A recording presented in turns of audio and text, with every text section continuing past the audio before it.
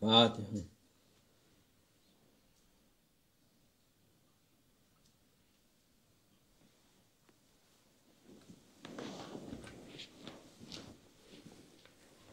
السلام عليكم.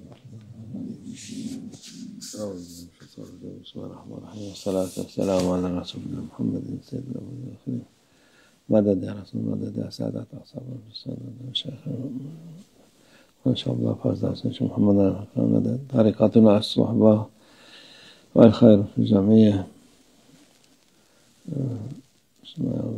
يستعودون رجال من الجن فزادوهم رهقا. صدق الله العظيم. Cinlerle insanlar arasında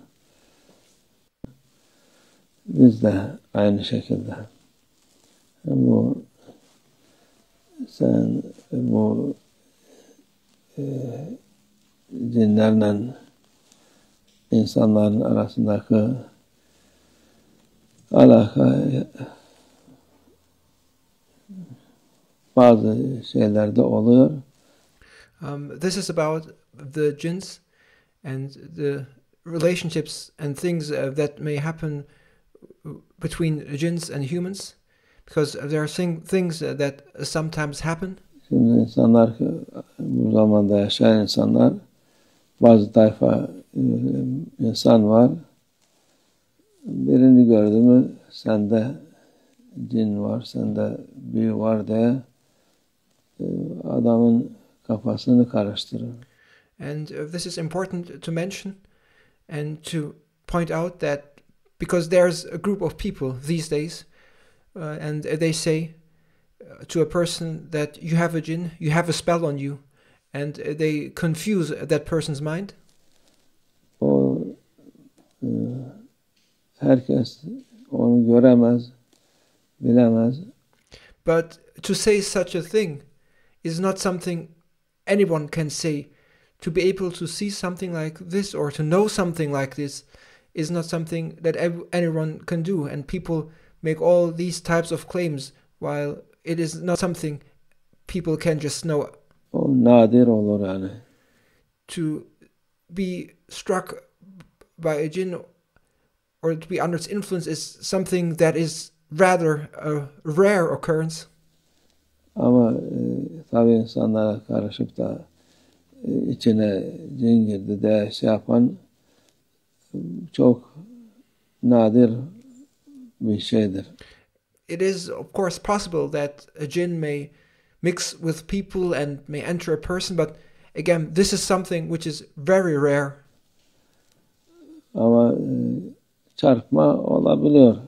And it may also happen that one is struck by a jinn. Çünkü Allah muhafaza etsin, su dökerken, abdest alırken falan geceleyin bir yerde destur demeden suyu atmak, abdest olmak falan o bakımdan olabilir bazen de.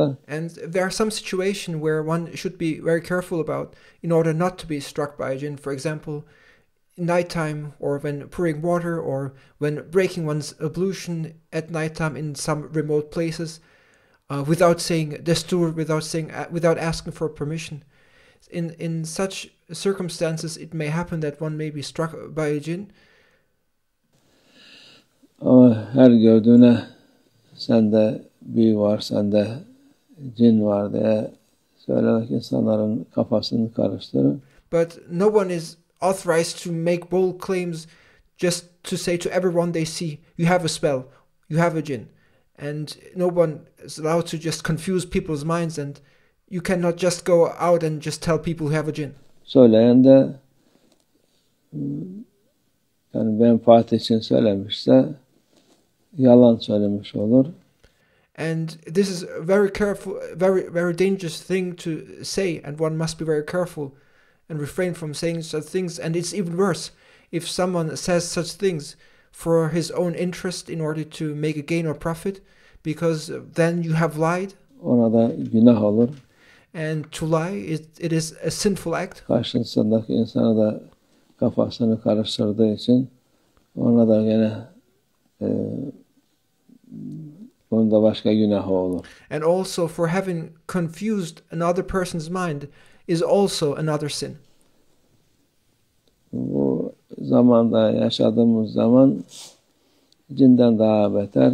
And the things we experience in the time we live in are in fact worse than jinns. Etraftaki insanlar, durum, onlar insanı yoldan çıkarıyor, aile içi huzursuz ediyor. Just think of the people and the situation around you, the environment.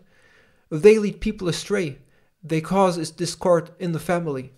Çocuklar ailelerine karşı Children turn against their families. Gelmelerine sebep oluyor, şey yapıyor. Onlar cinden değil, büyüden değil, işte etraftaki şeyden dolayı oluyor. And these things do not happen because of jinns. These things do not happen because of spells. These things happen because of the people around you and because of the environment and the situation around you. Allah muhafaza etsin. May Allah Almighty protect us. Yaşadığımız zaman 1000 tane cin var şeyin içinde, o çocukların elinde. And then in the time we live in, there are these things which children hold in their hands, these devices which in them have thousands of jinns. Her tarafta olan şey, onlara esas bozan, eden, aklını kaçıran. It is those devices these days that corrupt people. It is those devices that make people lose their minds. O şeyden dolayı oluyor ekseriyetle. Bu teknoloji denen şeyden dolayı cinden, şeytandan daha beter. It is because of that thing called technology that corrupts people and makes people go astray. And that is more evil than the jinn or shaitan. Kötülük çıkıyor. Ona dikkat etmek lazım. And that is what we should be careful about. Allah insana beyin vermiş, akıl vermiş. Allah Almighty has given humankind a brain to think and has given him intellect. Onun da kapasitesi var. Every person has his capacity. O, her şey idareyle olması lazım. Her şey And everything has to be managed properly. usul-i erkanıyla yapması lazım ki selamete ulaşsın. And everything one does has to be done in accordance with proper procedure, following proper principles and good behavior, so that one is in safety. Her şey birden baskı yaparsan, şey yaparsan o da tesir eder. There is a way. There's a way, a proper way to do things. And besides technology, which corrupts people, there are also other factors, such as pressure, putting too much pressure on a person. If you apply pressure on everything at once at a person, that also has a negative effect. Yani her şeyi büyüye, cine yüklemek kolaydır. So there are many things and circumstances that influence a person, and it is easy to blame everything on spells. It is easy to blame everything on jinn. Kendinden kabahati atmış olursun. You are not holding yourself responsible for those things which you can influence. Instead, you're blaming spells. Instead, you're blaming the jinn for those things you yourself should be held accountable for. Ben ne yapıyorum? Hoca okumak tabii.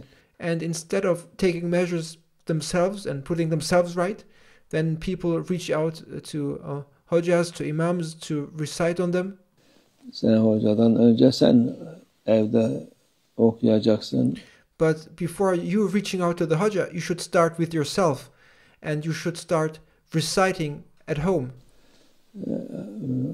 Ne lazım, ne gereken şeyleri sadakanı vereceksin. You should give your sadaqah, your charity, and you should do all those things which you are supposed to do and which are your obligations and duties.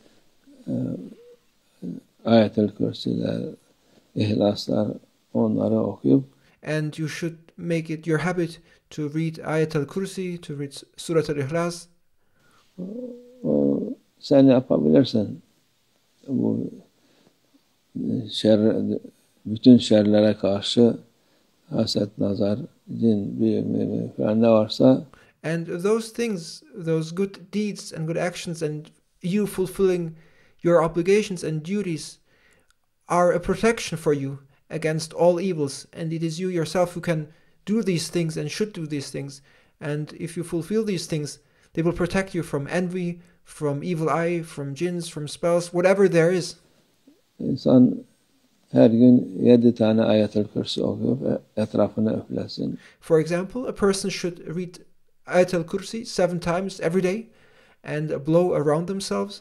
Evden çıkmadan önce 3 İhlas, Falak, Nas okusun. Or when leaving the house, one should recite 3 Ikhlas, Falak and Surat al-Nas. Eve girerken onları okusun. And also when entering the house, one should read them.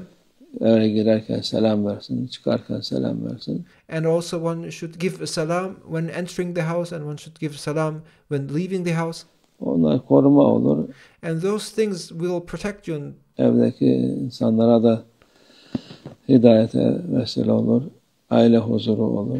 And they will not only be a means for you of protection, but those good deeds will also be a means of guidance for the people in your house. They will bring peace in the family, inshallah. Allah. Bu zaman dediğimiz gibi çok zor bir zamandır. This time we now live in is a very difficult time. Allah muhafaza etsin. Yani May Allah Almighty protect us. insanlar, çoluk çocuk hepsi May Allah Almighty protect people, children. başka olmuş, değişik olmuş. People have changed their ways. Adep kalmamış, hürmet kalmamış. People have lost good behavior, good manners. Kimse nasihat dinlemez. No one respects anymore. No one respects anyone any longer. No one listens to good advice. Nasihat bir gibi kulağından ya ötekisinden çıkar. If you give people a good advice, those good advices enter from one ear and leave from the other. Ta ki başına bir şey gelene kadar o gelse bile onun neden olduğunu anlamaz. And then things happen to people because they did not listen to good advices, and then they do not even understand why those things, events happen. Bu meseleler ibadetle,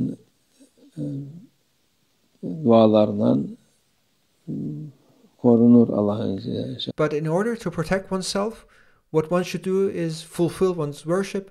One should make one's prayers and make one's recitations, and those will be a protection for you. Allah, insanlar onu yapması lazım. Herkesin And this is something everyone needs to do. onun muhakkak sadakasını bu eve çıkarken, girerken selam verip And without any doubt, one should give charity, sadaqah, and one should give a salam when entering the house, when leaving the house. ayetler okuyup çıkması. And when one enters or leaves the house, one should recite the verses from the Holy Quran. Ona koruma olur, başka ailesine de koruma olur. And those will be a protection for yourself and for your family as well. Allah hepimizi korusun. May Allah Almighty protect us all. Çoluk çocuğu korusun. May Allah Almighty protect the children. Şeytanın şerrinden muhafaza etsin. May Allah Almighty protect us from the evil of shaitan. Amin. Allah tevfik. El Fatiha.